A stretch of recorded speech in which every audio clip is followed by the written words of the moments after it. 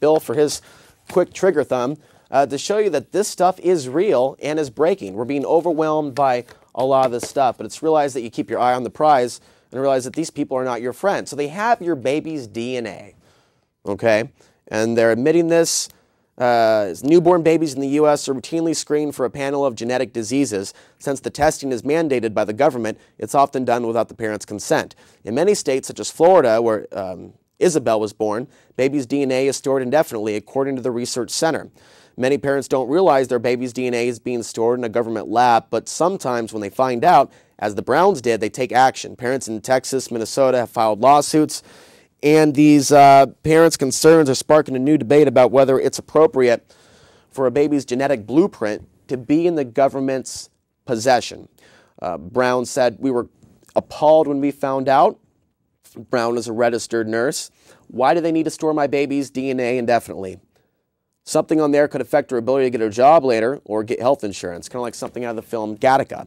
For those that haven't seen it, for those that haven't seen it, you might want to, I was going to say check it out at Blockbuster.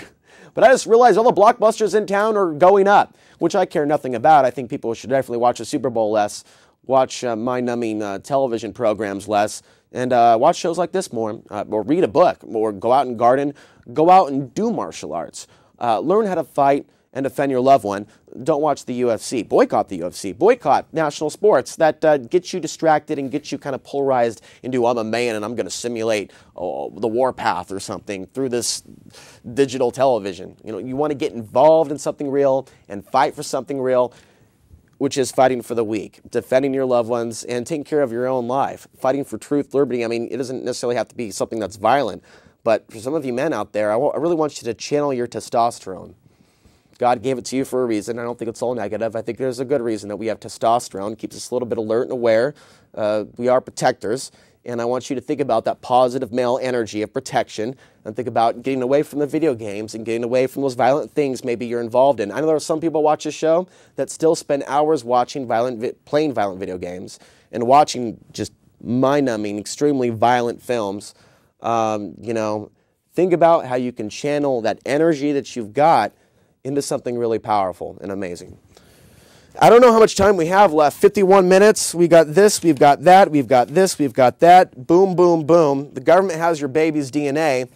Now this is why it's really scary. DNA evidence can be fabricated, scientists show. New York Times, August 2009, flashback report. I have a memory that I choose to use where I remember reports that came out a couple months ago, and when I find that they're significant and they kind of lock together in this jigsaw puzzle, I think it's important to highlight it. Scientists in Israel had demonstrated that it is possible to fabricate DNA evidence, undermining the credibility of what has been considered the gold standard of proof in criminal cases.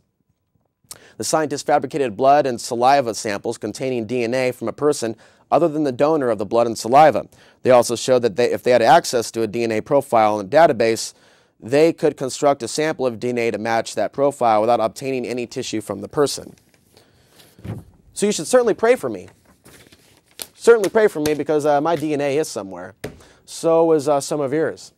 And I choose to rely on a higher power, that which some of us choose to call God, but I don't have to get specific into which religious book or text I'm reading because I'm not living my life inside the box. And so the reality is we all have that connection, whatever race we are, ethnic background. I don't subscribe to the idea of race, but we are physically different looking. And some of us speak different languages, but we all have that connection to something higher than this. And I choose to look towards that for protection. I choose to look towards that for guidance over my own ego and my own thinking process to guide me in what's taking place. But it's also that power that I'm asking to protect me and be around me, that white Christ light. I'm asking for that power, that understanding, that consciousness that led me on this path to do what I'm doing today. I have faith in that power to protect me. And I'm also recognizing that I already have been protected already. And by recognizing that, I believe it gives it even more power. And so it's food for thought in terms of how you want to view how powerful you really can be. How many of us really are on the right, and that even if we get killed or pass on to another life, we know that we live this life without regrets. We'll skip the rest of the news for tonight. It's just Google, internet spying, take down the internet, licenses, cyber warfare, U.S. intelligence officials ask State Department. It's just bad, bad. Hal Turner's a national security asset. Just boom, just flip through it. It's just la-da-da-da, Christmas tree, have a happy tyranny. Da-da-da-da, let's go from this report to the next report. It's a new world order rising. All right, I'm not trying to just karaoke for you, but you want hope? You want real hope? You want something substantial, something that you can really sink your teeth into, like meat and potatoes, something real, something tangible you can hit with a fork. Why waste that hope, that positive energy, trying to project a politician into office, when in reality, you can't touch D.C. from Portland?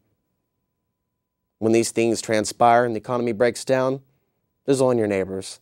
There's only your community. And there's only that concrete there that might have to be smashed up a little bit to create a little urban guerrilla garden. The future's now. And you also got to think about, the weather's changing now and it's getting warmer here. Maybe you might want to start growing things early. So, by the way, beginning February 15th, 2010, you can catch my online radio show daily from 6 to 7 Pacific Standard Time. Beginning on February 15th, I want to hear from you on the Liberty News Radio Network, libertynewsradio.com. So, February 15th. Last but not least, before I take off, keep up with me on the internet. Become computer literate. Find out that you can access the website, and you can email me tonight if you like. You can find me on Facebook. Just search for Alex Ansary. If you ever get confused, just type in my name. That pretty much explains where everything is. I don't have any code names. I'm not hiding from anyone. I don't have any nicknames. Alex Ansary when I was born. Alex Ansary when I'm going to die. Google it. MySpace, myspace.com, Ansary. YouTube.com/Alex Ansary. And that's where the shows can be seen, like this one. I'm going to upload this one tonight. And they can be downloaded to your PC. If you go to keepvid.com, do a copy-paste and put the URL of the YouTube video into keepvid.com, and it'll download a nice little MP4 for you. You can email me if you want to get involved, contribute, if you'd like to do some camera work outside of this, things of that nature. If you'd like to help out with some writing assignments that I'm working on right now, alex_ansary@hotmail.com. Again, I want to thank you for watching. I want to thank Bill. Bill's a really busy guy. In fact, he's going to be back here at 5? 6 o'clock tomorrow? There's just been a lot of changes. There's definitely been a lot of changes. And I've told you about some of those changes coming to PCN. And I've told you about some of the hardship. But even here, I look at this as a microcosm to affect real change. There's a lot of things going on right now, but we can definitely come together as a community and fight for this facility and make those phone calls necessary to keep shows like this online and on the air and on Channel 11. And with that, I will see you next week. Hopefully next week I'll have some more information pertaining to some of those phone numbers and people you can call to keep this very show alive. Until then, I'm Alex Ansary reminding you the path to the ultimate truth starts within.